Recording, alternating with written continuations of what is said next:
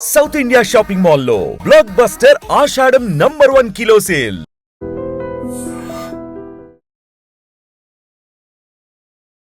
Yes. Sir, as of now, best performing mutual funds enti and one has to select ante on what basis one has to select? Very good question అండి madam. రమణి గారు, ఇప్పుడు best mutual funds అంటే మీరు గూగుల్కి వెళ్ళి కొట్టినా లేకపోతే analyse చేసుకున్నా ఒక 5 ఫండ్స్ అనేది చూడగలుస్తాం, మనం తీయగలుస్తాం, పిక్ చేయగలుస్తాం. ఓకే, బెస్ట్ ఫండ్స్ ఈరోజు బెస్ట్ ఫండ్స్ రేపు బెస్ట్ ఫండ్సా కాదా అనేది ఇంపార్టెంట్. ఎందుకంటే మన హిస్టారికల్ చూస్తే ఫండ్స్ ఆల్వేస్ కీప్ రొటేటింగ్. అంటే పర్ఫార్మెన్స్ వైజ్ చూసుకుంటే ఇవాళ చేసేది రేపు చేయదు, రేపు మంచిగా చేసేది ఇవాళ చేసి ఉండకపోవచ్చు. So this is always there.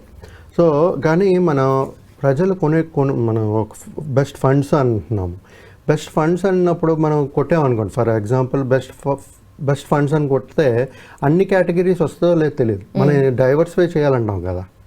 So okay category చూపిస్తే లేదు, అన్ని కేటగిరీలు చూపించింది అనుకోండి, అన్ని కేటగిరీస్ చూపించలేదే అనుకోండి, అంటే మన డైవర్సిఫికేషన్ అయితే చేసుకోవాలి కదా, మేము చెప్తూ ఉంటాం ప్రతి ఒక్కరికి.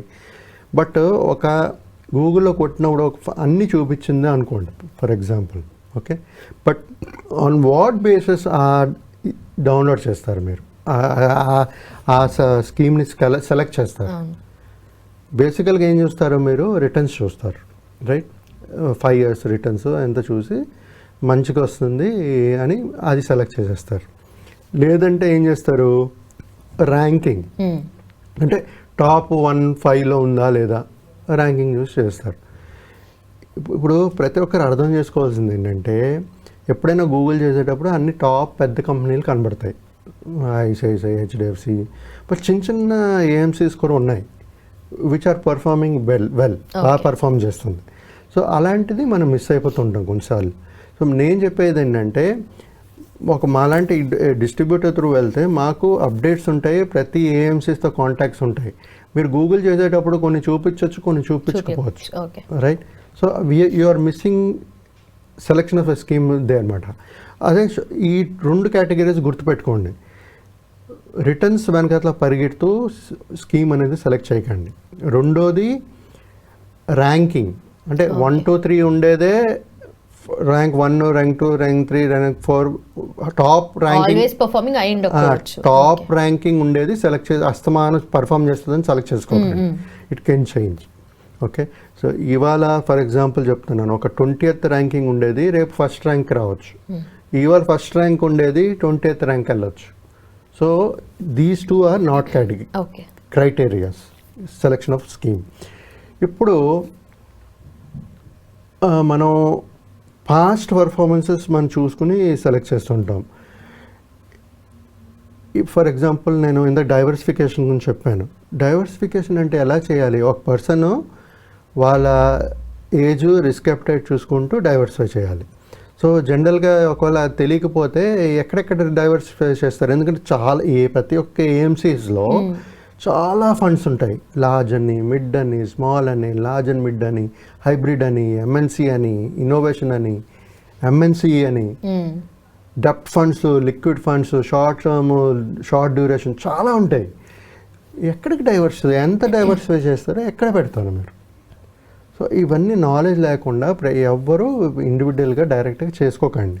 ఎవరైనా ఒక అడ్వైజర్, డిస్ట్రిబ్యూటర్ త్రూ వెళ్తే వాళ్ళు మిమ్మల్ని గైడ్ చేయగలుగుతారు.